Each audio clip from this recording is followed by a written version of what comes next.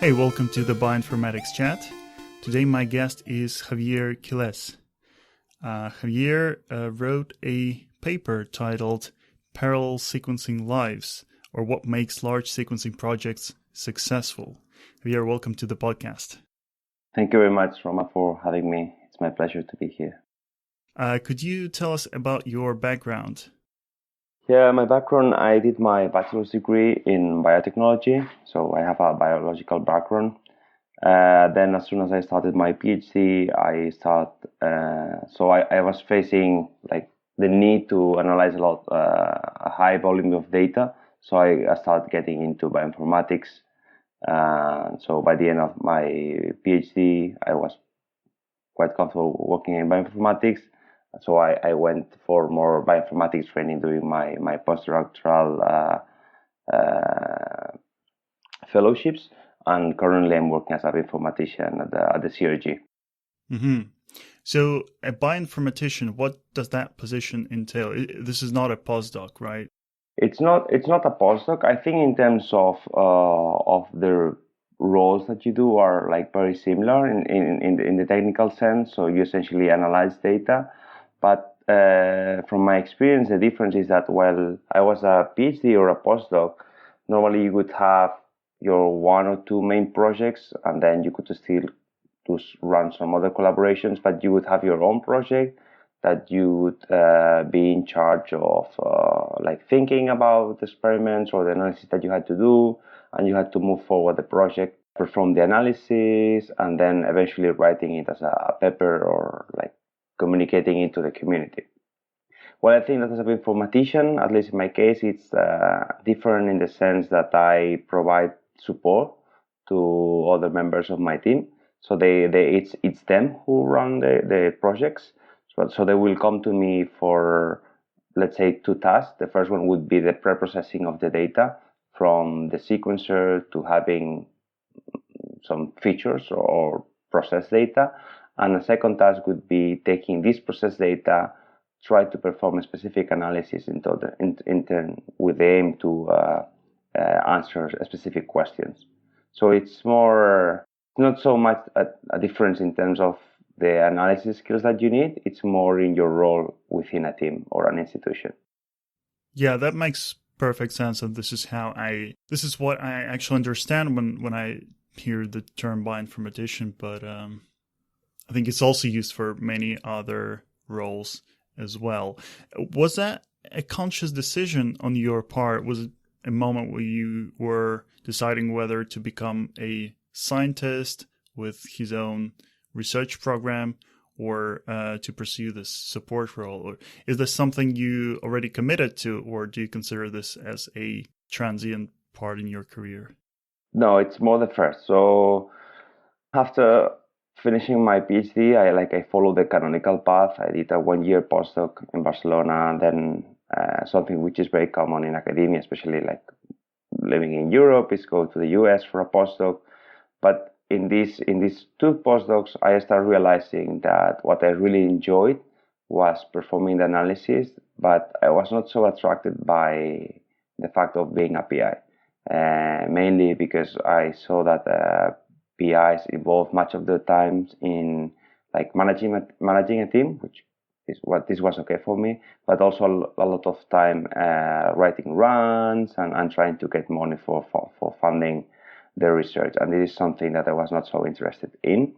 So I realized that on the other side that there were bioinformaticians in my team which were doing essentially the same as I was doing, but first they had this different role that they didn't have to push forward their own projects, but they could focus on many more projects and dealing more with the analysis part. And I saw that the conditions of terms of salary were better for a bioinformatician as compared to a postdoc. So these were my two motivations for looking for a position as a bioinformatician.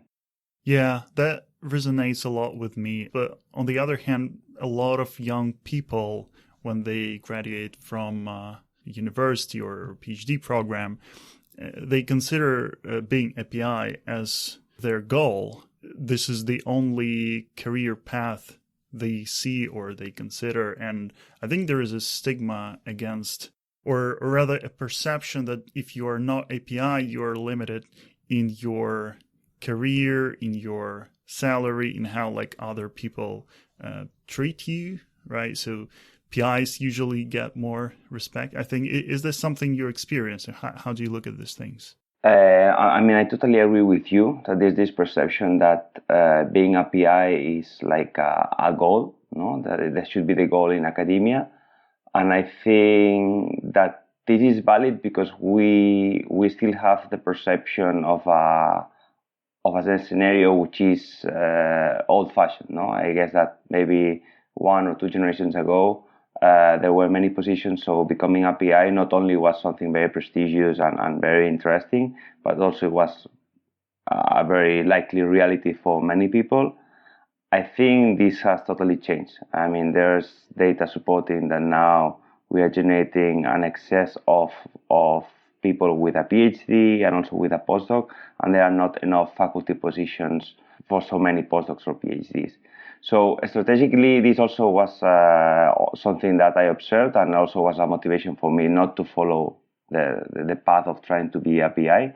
But more importantly for me, it was that, it's what I said, I didn't want to be a PI. So I wouldn't have mind being a PI in the sense of managing a team, because I think it has advantages like that you can pursue your interest with a team, not only on your own, but it also that I had the feeling that by working as a bioinformatician, I would be able to focus on the analysis of the data and dedicate, let's say, 90% of my time to being an analyst.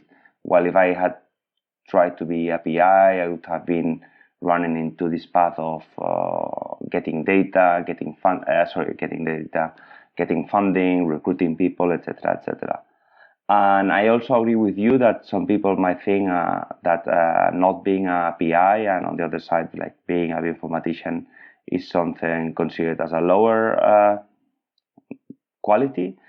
If somebody look at me in this sense, well, I never experienced somebody thinking that I was of lower quality or lower prestige just for not being a PI. But in generally, if I had this feeling, I wouldn't have cared because it is what I wanted to do. And on the other side, one good thing for bioinformaticians is that it's becoming something very sexy, so to speak. So I quite on the contrary, no, I normally have the feeling that when you tell people, no, I didn't want to be a postdoc anymore or be a PI, I want to be a bioinformatician. This is considered as a good choice because it's but good conditions, more stable in terms of not having to look for your grants, and good work. So at the moment, do you have a team or are you part of a team or do you work by yourself? I'm part of a team. So I was recruited for the CRG. They got a grant for a big project in which they would, the main goal was studying the 4D structure of the genome and how it changes over time. And this grant was awarded to 4 teams at the CRG that they had to collaborate. And in order to collaborate and to generate the data and process it, they created a unit. And this central unit, it's responsible of performing experiments and generating the framework for analyzing the data. And it involves 2 wet lab people and 2 bioinformaticians. So I'm one of these bioinformaticians. So in the core layer, if you want, I work with these 3 other people. One of them a bioinformatician. But then in the periphery, there are these 4 groups, each having a mixed composition of wet lab people and computational people. So I also interact with them. So it's a broad team of more or less 20 to 30 people that I interact with. Of course, there are closer interactions with some members, but this is sort of the picture of the team I'm working right now. And so your paper, Parallel Sequencing Lives, it is sort of a small handbook about how to do and how not to do the job of a bioinformatician.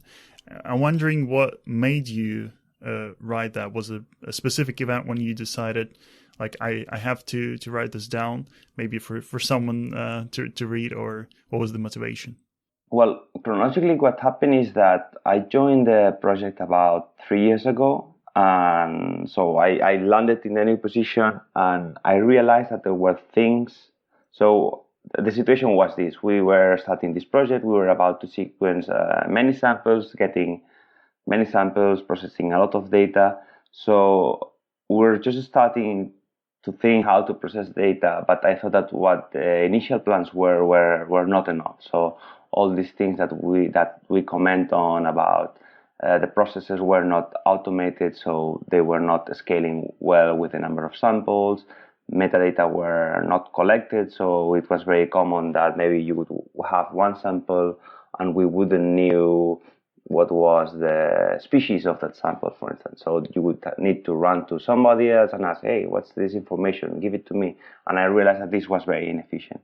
So it was all this experience that I grasped during my first months there, that it was really the motivation or the need to learn all these things about data management, automating, collecting, defining how we collect metadata systematically, that this was a process about 1 year or so. So we learned a lot about essentially these things: documentation, automation, traceability, and autonomy for the experimentalist.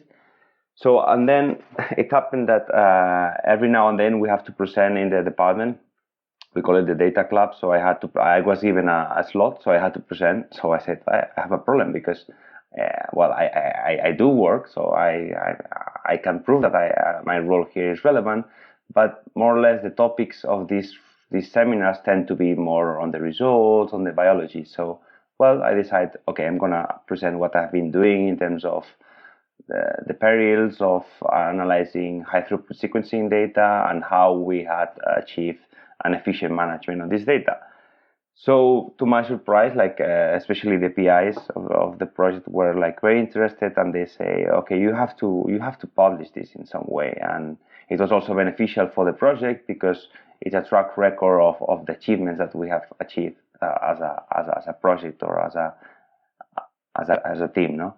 I say, okay, so I didn't know how I would publish it because it was very heterodox in the terms of normally you think about articles are having an introduction, some results, and then some conclusions.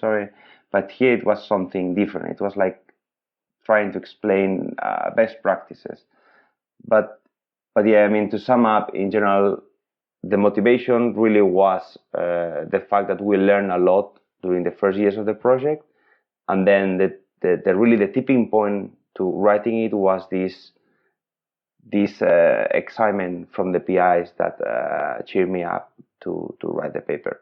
So in the paper, you tell this parable of two labs, and this is what the title Parallel Sequencing Lives references.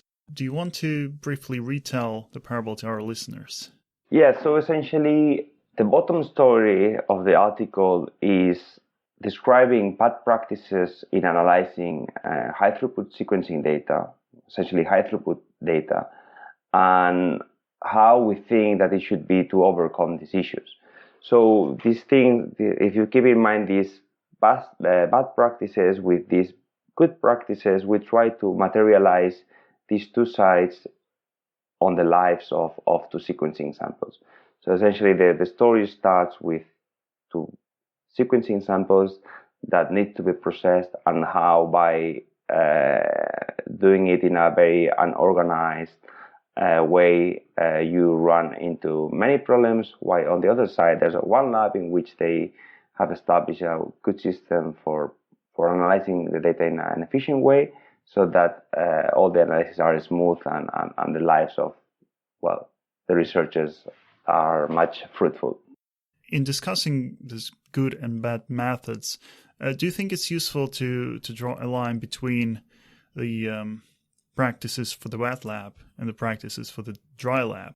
Right. So, for example, metadata management is probably something that the wet lab should be doing, but all the rest seems to be referring to the dry lab or did I miss something? So actually, I think what one thing that we realize is that part of this bad management or bad practices result from the disconnection between the wet lab and the dry lab part. So nowadays, sequencing data is present in many historically wet lab teams. So I think that many wet lab people are like generating a lot of data, and they hire some bioinformaticians to analyze data, but there's no really communication between the two parts. So one thing that's very important is that, on the contrary, that these things are not separated. These good management and good analysis practices are not separated. So, for instance, it's true that when we refer about automating the analysis so that it scales well, so that you integrate metadata with analysis, I agree that this part would be more specific of the bioinformaticians or of the computational biologists, but especially the part of the metadata, it's very important that the more analyst people speak to the wet lab people. For instance, in our case, even if we, the computational team, implemented these systems to collect the metadata, the fact that the wet lab people told us which fields that would be critical for analyzing the data was key in order to establish this system. So I think there was a lot of communication between them and us in this sense. Another example is when we talk about the interactive web applications. So this is another example in which the lack of communication between two parties, it's really a killer for good science. Because nowadays we are generating a lot of data. So if you go to the researcher and say, okay, here you have your bunch of files. So maybe that person is not even able to access to the cluster where all these data are. Or even if they are, these files are huge, so he or she will try to open them, and this is not feasible because we need right tools to manipulate these files. And even if they learn how to use common tools to manipulate files, even if you try to, let's say, filter your list of expressed genes for a specific region in the genome, imagine that you have to do this for 10, 20, hundreds of samples. So there is this lack of skills for that wet lab people in order to do so. So doing these interactive web applications is a very efficient tool for them to look at the data. But again, only if you are the informatician and you say, okay, I'm going to do a web application tool for the wet lab people, you need to talk to them in order to define, okay, what kind of plots you would want to look at. What is the data that you are more interested in? And even when you define this, you need feedback so that say, okay, I don't like this color scheme, you need to change it. I would like to see things in another way. So I wouldn't separate between things that are the responsibility of wet lab people as opposed to responsibilities that are private of bioinformaticians. Okay, so I want to go through the recommendations, the specific pieces of advice you give in the paper, and talk about them one by one. So you already started talking about the interactive web application. So can you tell the listeners what you write about them in the paper? What's your advices? So our advices is, so the first is accepting that it's very likely that you need one. In cases like this, when you are generating a lot of data and just dumping dozens or hundreds of directories to your users or the wet lab people, it's not going to be effective. They are going to maybe not be have access to the data, and they will not be able to look at it. What do these web applications do? So more generally, these web applications are, I think that many of our listeners are familiar with dashboards, in which essentially dashboards are like connecting an engine, a computer engine, with a database and displaying some data. Like imagine that you are a runner and you keep track of the miles that you run, the time, your heart rate, and then this data is collected and stored somewhere else, but you don't dig into it just manually. We have these dashboards in which you see summaries per week, maximum and minimum heart rate. So all these kinds of things. So this is how it looked like in our case. So we have the metadata that we combine with the process sequencing data. So the user will go to a website, a specific website, and will see a place where he or she can select two samples and look at the metadata. For instance, given us one sample ID, they can look at the metrics of the quality of the raw reads, and also they can look at when that sample was processed, by whom it was processed, also the levels of mapping quality, etc. And also they can look to more relevant things like, for instance, if gene A and gene B are interacting, or if a given the level of expression of a given gene. And these are things that are becoming. We are not pioneers in this sense. This is something that's very common, in which more and more tools come with packages that allow you to visualize this information. And one thing that I would recommend about deploying these sort of web applications is that, and here again I want to highlight the importance of communicating with the web lab people, is that one trap that can happen is that maybe the person developing this web application try to do something which is very fancy, which covers many aspects, and this is time consuming. So I think it's very important that when saying, okay, we're gonna write this web application, it's very important to communicate with the web lab people saying, okay, exactly what do you need the web application to display? Because all things that you write the code to display and are not used, this is not efficient. So these web applications, are they specific to like different research questions? Is there some kind of standard software any lab can install, or do these have to be written for each particular purpose, for each research question? So I think I would say both. So I think it's more and more common that if a specific lab runs software for the analysis of data A, so they would also publish it together with a tool that allows displaying this data, because they are aware of the issues I just mentioned. On the other side, many of these tools are just built on existing programming tools. So that, for instance, the one that we use internally is R. So R includes a package called Shiny, which allows you to easily deploy all these tools.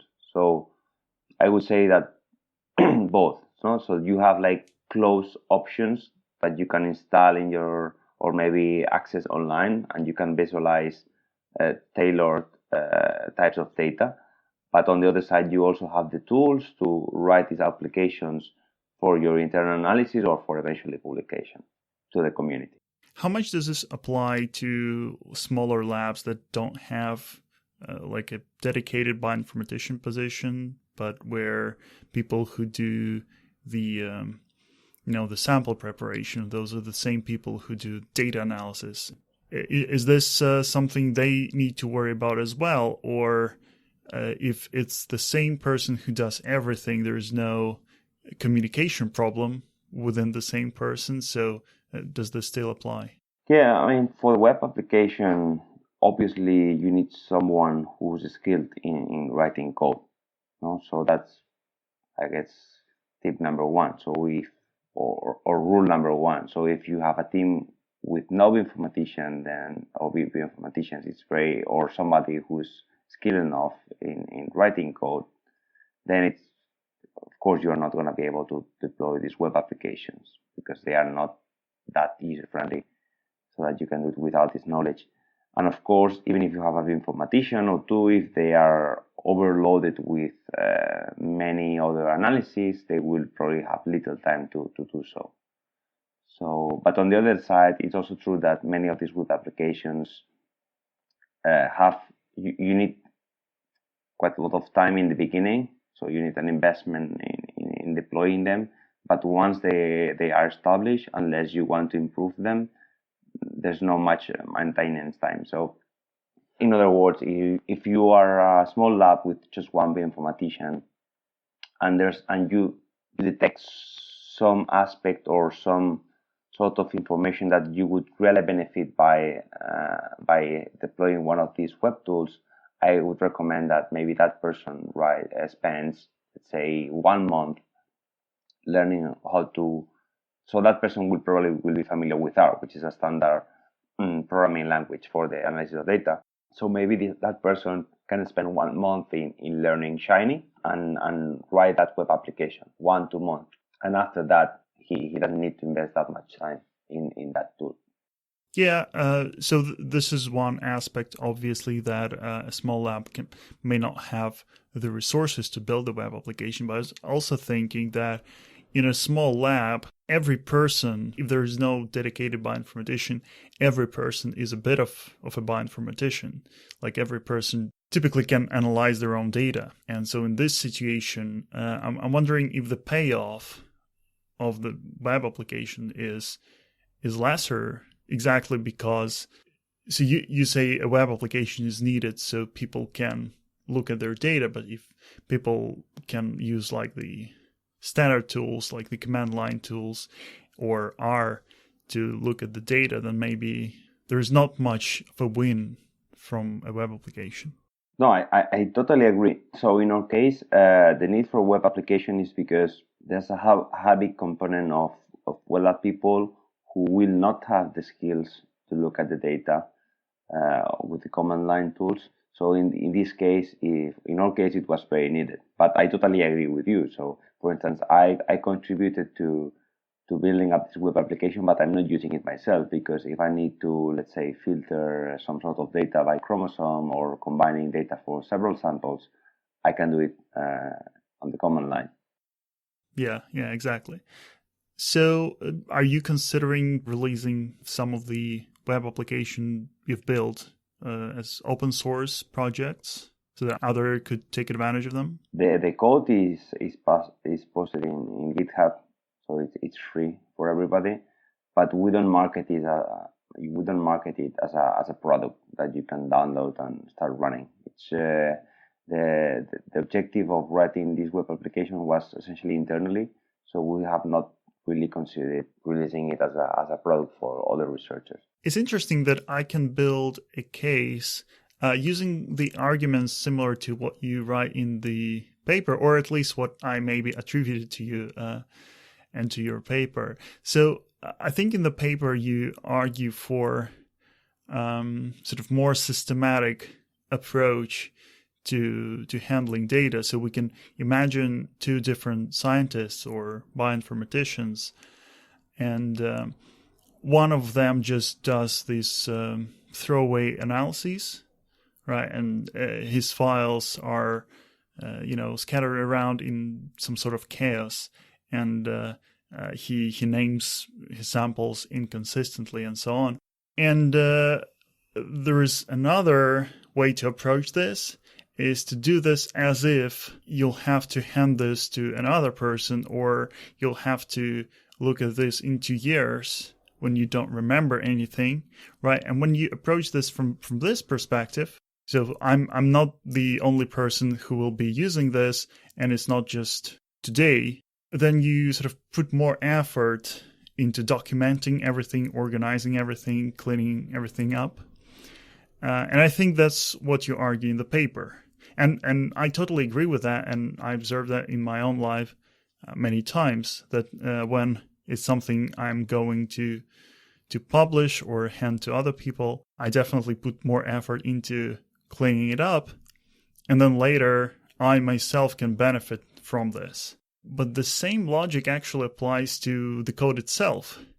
So if you approach the code as something you're going to release as a product and provide support to other people, you normally invest more effort into documenting it and making sure it installs cleanly, and then you yourself benefit from that in the long run. Because, so let's say you write a web application and you deploy it and it runs and it serves you for 2 years, but in 2 years your server dies and you have to redeploy it. And if this was a product, it would have like a clear installation instructions, and everything would be very simple, and you'd be essentially the user of your own product who benefits from good support of the product. Whereas if it's something you just threw together, you'll have to dig into the sources and figure out, how did I configure it the last time I built it? Yeah, I totally agree. So what I would say in our favor is that I think it's a matter of frame, no? So in our case, the time frame for making standards in terms of storing the data and these applications was the frame of the project. So we said, okay, for the next 4 or 5 years, we're going to be working in this project. It's going to be involving these 4 teams. So this is a possible solution for managing the data and the analysis efficiently. So that's what was our time frame, and that's why building the web applications so that they persist beyond the end of this project was not one of our priorities.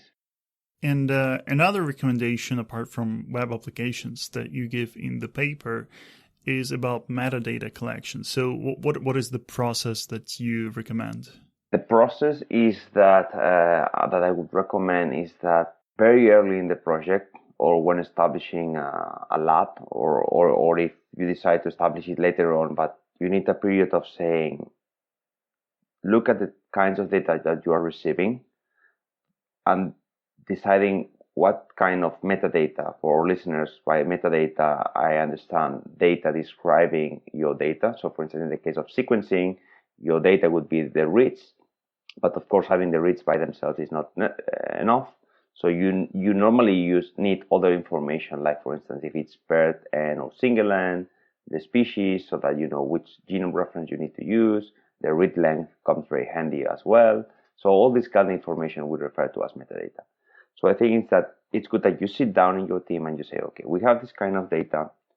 Which metadata it's relevant not only biologically, so that, for instance, if a sample is treated or not, it's a controlled or a affected individual, but also information like logistic information, like for instance, when a given sample was processed, where it was processed, so that you can detect batch effects or problems with the sequencing facility, etc.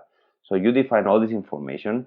Again, here it's a balance between having enough information and a balance between having too much information. I mean, I guess probably there's never like too much information, but of course, I think that collecting the metadata should be a matter of something between 5-10 minutes for the experimentalist. So if that person needs to spend like 2 hours per sample, this is not worthless, but I would say that you will face more resistance by people to do so, and maybe all this information that you collect in the 2 hours per sample will almost never be used. No, so you need to sit down, define an optimal set of fields that you are pretty sure you will be using in the future, and then define a system that how you are going to be collecting.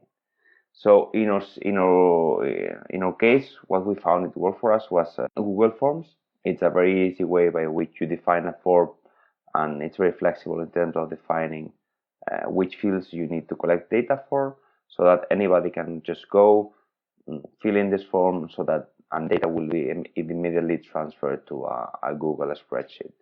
So these spreadsheets are very useful to have like a catalog of the samples that we have. So normally people in the lab, let's say that they need a sample treat with product X for this many minutes. So they go there, they can just filter the data and see, okay, perfect, I have these 5 samples that I can use in my analysis. So so we have the what, which is defining the data that you need, the how, which is like how you can do it. Google Drive or Google Forms and spreadsheets work fine for us. Obviously, some people rose the concern of like that it's a third-party product. So especially if you have sensitive data like patients' data, you may want to go for other options that are more private in terms of holding the information. But this is more or less the picture of how I do it. One thing I would recommend definitely is try to limit free text as much as possible. So the way that we design our forms is that to include drop-down menus as much as possible. The reason for that, it's probably obvious, is that you limit typos or different ways of writing information. For instance, the species. If you had a field in your form saying for the user to write the species, probably would see people capitalizing letters, some other no. Some people would literally write Homo sapiens, while other people would write human. Some other people may write H.sapiens, and this would be a problem when trying to access to the data programmatically. So on the other side, if you define the form so that there will be a drop-down menu in which you can pick for, let's say, human or mouse, then you solve this problem. And this same reasoning applies to many other fields like sequencing facility, the date of sequencing, the person who performed the analysis, etc., etc., etc.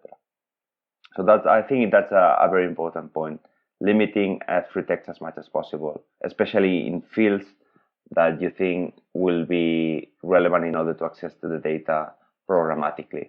On the other side, you can leave some fields like notes where the researchers can write whatever they want.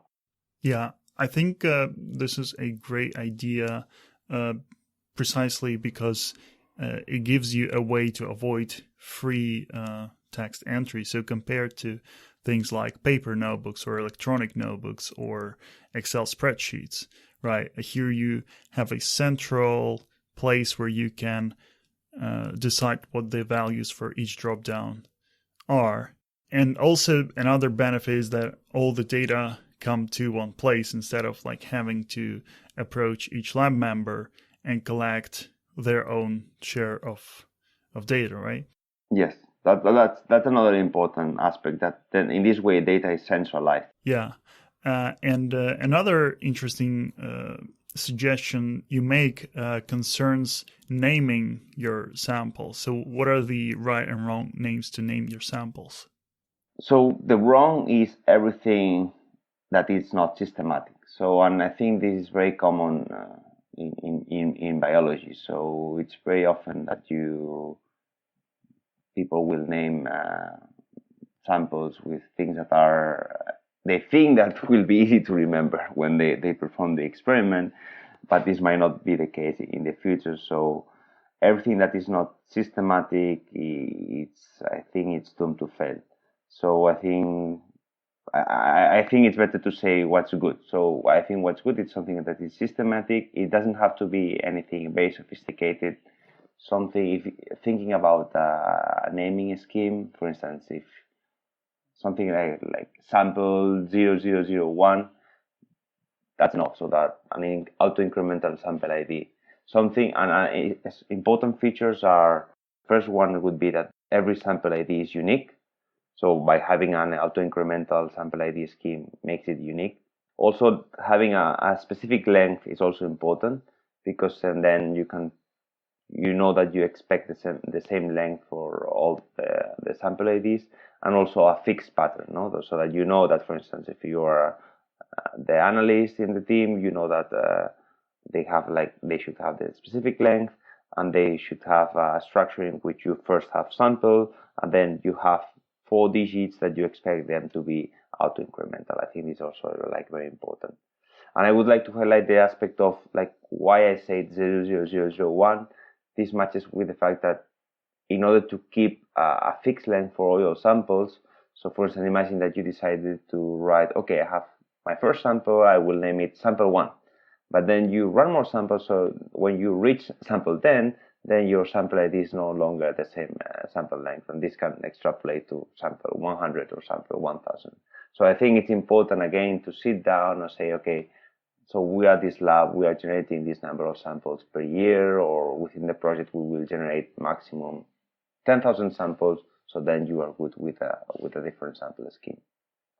Something on another scheme that we tried, I think it was very cool, was, so because we were systematically collecting the metadata, we defined a set of fields that would identify a sample uniquely.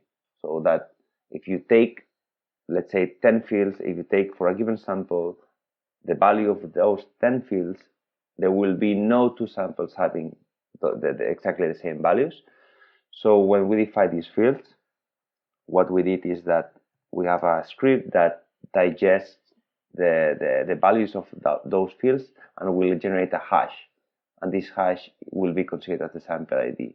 So that in a very automatic way, you are generating unique sample IDs. And I think that this can be very useful for large-scale projects. So let's say you receive a batch of 100 samples and you don't want to generate sample IDs for all of them, so you can just generate the sample IDs with this approach.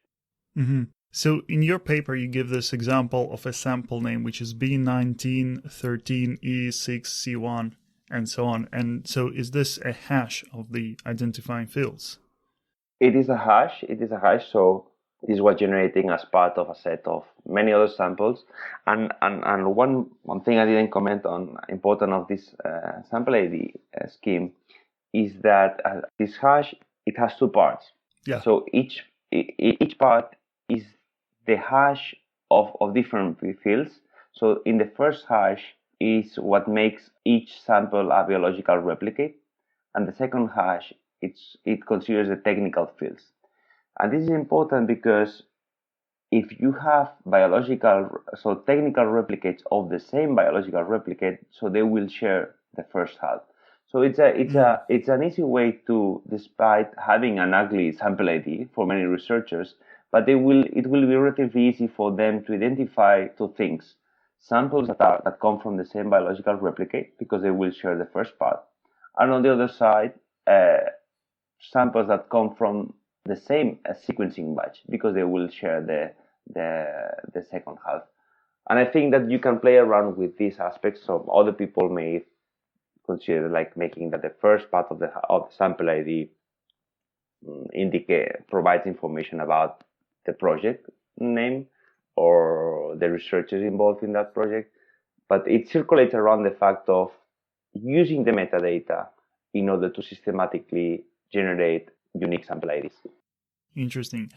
I think one downside of both using Google Forms, as we discussed earlier, and using metadata fields to generate sample IDs is, I don't know if it's a common thing that happens frequently or not. At least in my own projects, it often happens so that I come up with new variables, new dimensions, in the middle of the experiment. So once I have some number of data points, I decide, here's another dimension that I want to vary. And suddenly the set of fields that you thought before were uniquely identifying a sample, they no longer do because you suddenly have this other dimension. And the same about the Google Sheets, because once you add a new field, you need to go back to the entries you have, and you have to fill in the previous, value of this additional dimension. And so, is this something that happens at all in your experience? Yeah, it has happened. So I think this is not that much a problem in terms of this approach that we just described to define the sample IDs, because I think that if you really think well in the beginning about fields that will make your in other words, the fields that will make your sample unique, I think it's easy to be that they are very obvious in the beginning of the process of the project. So we haven't encountered the issue of saying, now we have two samples that we cannot really make them like unique sample IDs because they are essentially the same except for a third variable that we had not considered. This is not very common. But I totally agree with that. Maybe for other variables that are not involved in the generation of the sample ID, but that, however, are relevant in the analysis, that you may need to add them later on, so that you will end up having a situation in which, like previous samples, you had not collected these samples. I totally agree with you. That's an issue, and that's why I wanted to highlight that in order to define how you're going to be collecting metadata, it's very important that you try to foresee in the beginning which fields might be relevant not only now, but also in 6 months' time or in 2 years' time when the process is already like going on. But on the other side, I also think that this is not a problem specific of Google spreadsheets or Google Form. It's a problem of any metadata or data collecting system in which a new variable might arise in the future. So, I mean, in terms of the form, it's not complicated because then you can just add a new field and then start collecting the metadata for the new sample. It's true that you will have empty fields for other samples, but I cannot think of any product or any approach by which you would be safe from this situation. Yeah, so I have an idea that I'd like to share with you. And actually, when I was reading your paper, that's what I thought you were proposing. So I didn't realize that you were proposing to build this long hexadecimal strings as hashes of your metadata fields. But I thought they were just random. And why not generate them as random long hexadecimal strings that are guaranteed to be unique? And one advantage of these random strings, as opposed, maybe not compared to hashes, because hashes are also globally unique, or probably globally unique anyway. But for example, compared to sample 0001, is that they are globally unique. So I was working on a project where I was analyzing some publicly available data from GenBank. And on GenBank, they were labeled like sample 1, sample 2, sample 3, and so on. And I had another file with metadata where they also had sample 1, sample, or maybe it was not sample 1, but it was 1, 2, 3. And I was wondering, are these 1, 2, 3 the same as sample ones, or are these different naming schemes, or are these different sample numberings? And so because these long hexadecimal strings are very redundant, right? There is a huge space of the strings as opposed to very few number of small numbers, if you see what I mean.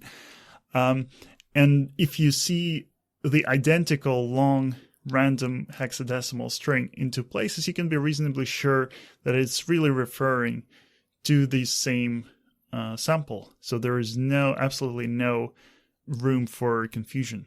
I totally agree with you, and to be honest, it's something that if I had to go back, I realized afterwards. So it's something that I would do right now.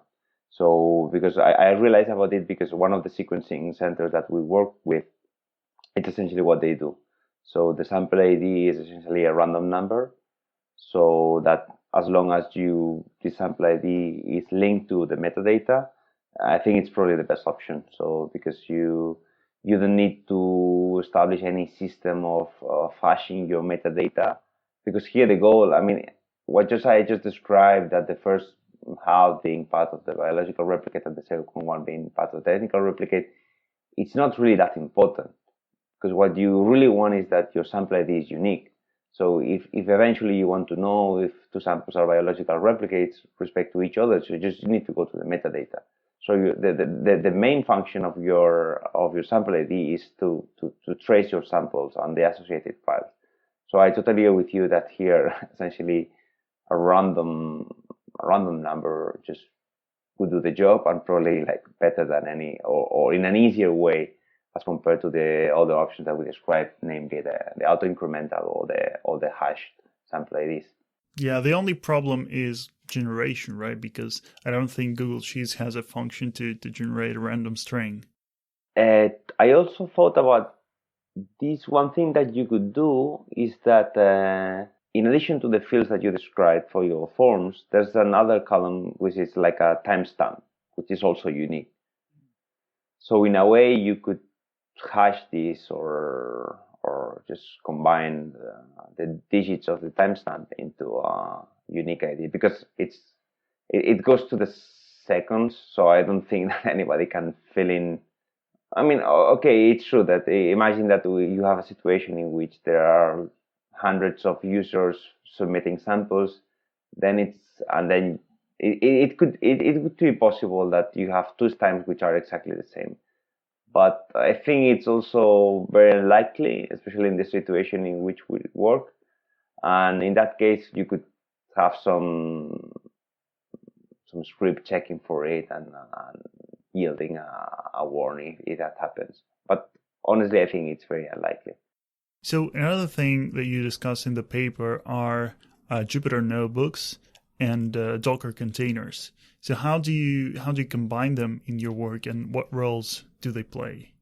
So I would like to separate the two of them because Docker containers is something that it was more the expertise of Guillaume Filion, which is the senior author in this paper, and he greatly contributed to this work. So he's more experienced about it. So I see the benefits, and I'm really looking forward to use it in my projects in the future. But to be honest with you, I have not used it that much, so I cannot comment on how I use it in my real life. So with Jupyter notebooks, I don't know if the listeners are familiar with it. It's essentially it takes the format of a website if you want, so in which you can combine code. It can be essentially I use it for Jupyter code, but I know that it also works for Julia and R. It's just that you need to change the kernel, so which is the underlying engine performing the analysis. So essentially, you can combine code with raw text and also with Markdown. So, and I think this is very, and also not only that you can combine because it has a very particular structure in which you have cells. So when you open a Jupyter notebook, you have the unit is a cell. In each cell, you can, as I said, put code, Markdown text, or just raw text. And I think it is very important because then when you're performing the analysis, you can split it into the different cells so that maybe you will have in one cell, you will load your metadata. In another cell, so that then you can execute and see the result of it. So you can say you can define a function in which you are loading your metadata and print the first entries so that you can perform it and you see that it works. So that then you do the next step, and let's say you load your data, and in the third cell you combine both and you generate one plot which is embedded in the Jupyter notebook. So it's a very modular way of performing your analysis, which I think it's very useful when you are prototyping on you or when you are performing analysis that yet don't have a special workflow. And because you can also combine cells in which you can just write Markdown, it's very useful in order to comment your analysis. So I think this is a benefit because as much as we agree that commenting your code is relevant, sometimes it's a bit it's little user friendly when you can just use hash to comment your code. So that here it's very convenient that you can just write an introduction. If it happens that you are performing an analysis following the instructions of a given paper, you can embed the citation or the link to that paper. So you can also embed images of a cartoon of the analysis that you are performing.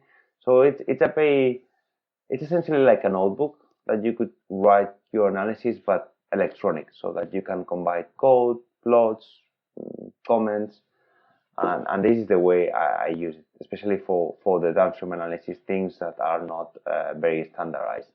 It's interesting that you compare the notebook comments to the code comments, and indeed the notebook comments are not restricted to the short phrases after the hash mark.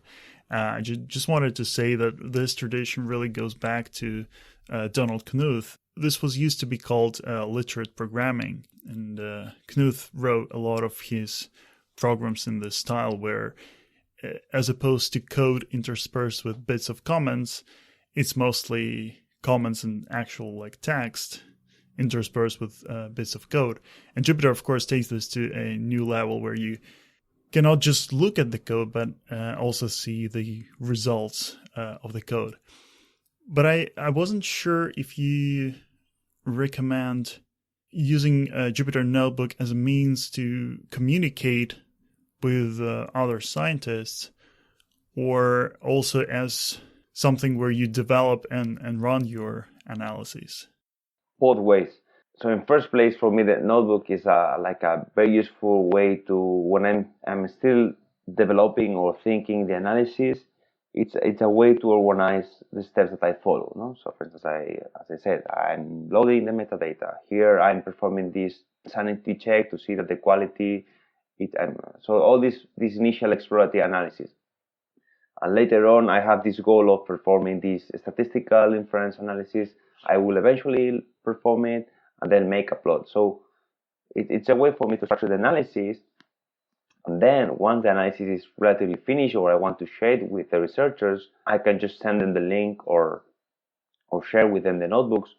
Or even better, if you're not so interested in the notebook itself, so that they can reproduce the analysis, you can also convert to an HTML or a PDF so that the researchers can have it and extract the plots from there and even use it for communicating the results to the community or to write the paper, etc.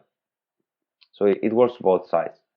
But what if for your analysis, you need to run some external programs? For example, you need to align your reads, right, to the reference genome. Do you call these aligners from your Jupyter Notebook, or is the Jupyter Notebook the very last stage of your analysis after all the command line programs have been run? Yes, so it's the very last. You're right. So it's the last. So the code that I write in my notebooks is for performing like the very last part of the analysis. That's because so far I have not been able to launch a Jupyter Notebook from the computing cluster. So I always need to execute the Jupyter Notebook from my laptop, which has limited, or my computer, which has limited computing power as compared to the cluster of my institution. But I know that also you can call. So imagine that you need to execute a mapper. I know that you can still do it from one of. If you write the right code in one of the cells, given that you use the proper syntax, you can execute it in the cluster. And even if you don't do so, you can do it as a documentation saying, okay, normally what I do is in the beginning of the report or the notebook, I say unless state otherwise. So this is the path that I will be referring to, which is my home directory in the cluster.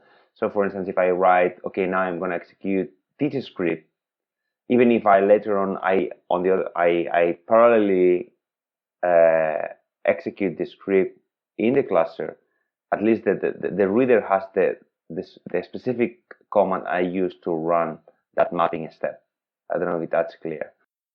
Yeah, but in your Jupyter notebook, then you refer to various files, right? Data files that have been produced by other programs. And I'm just afraid that this makes this workflow not entirely reproducible, because there is no explicitly defined dependencies on these other files. So if you send your notebook to someone else, they will run it, and then maybe a third of all cells will fail because there is no file in their directory or something like that. Yes, well, that's correct. So the Jupyter Notebook assumes that you are working in the cluster that we hold the data. I wasn't talking about a cluster. I was talking just about like you're running Jupyter on your machine, then you send the notebook to someone else, and they try to run it on their machine, and it doesn't work. I suppose if you can run it on a centralized cluster, that might address those problems. But that's why in the beginning I defined that it's not that in every cell I define the path. So in the beginning I defined the base path, so that all the analyses are relative to that path. So I guess I do this on purpose so that, for instance, if you in a situation like the one that you described, so if I send you the Jupyter Notebook and we are both part of the same team, so the data is stored in the same place, by just changing that path, the analysis will be reproducible. So when you say the data is stored in the same place, what do you mean? Like a network file system, or you just have your local file systems organized in the same way? How does it work? Yeah, so in this team I described of 20 to 30 people, we all have access to the same cluster which there's a shared file system. If I'm accessing data, let's say, and data is in that path, so it will also be in that same place, not only for me, but other person in the same team. So that makes it reproducible within your team, but not if, for example, you have to send this notebook to a reviewer, right, or a collaborator outside of your institution. Yeah, totally agree. But again, I think it's because all these practices, or at least the version of the practices that we use, were defined in the time or in the context of the project. So assuming that like very often we will be working or interacting with people who all have access to the same data, or the data are in the same place. I agree with you that if you need to send that data to the reviewer, then you need to, in a way, and probably here's where the Dockers comes into play, is that you should containerize not only your code, but maybe the Jupyter notebook, but also the data, so that you containerize it, send it to the reviewer, so that he or she will be able to reproduce the data or rerun the Jupyter notebook. And I think it's one of the virtues of containers. All right, we've been chatting for a while now. Before we end this podcast, if our listeners want to get started with this, what would be the one thing with the highest return on investment? What would be one lesson that they would get the most of? I think that metadata collection is key. Definitely, metadata collection is key, and I think I know that you asked me one, that's why I'm saying metadata, but I think that metadata coupled with unique sample IDs, which and together with a structured organization of your data, this is like really the base of a good and efficient management and analysis.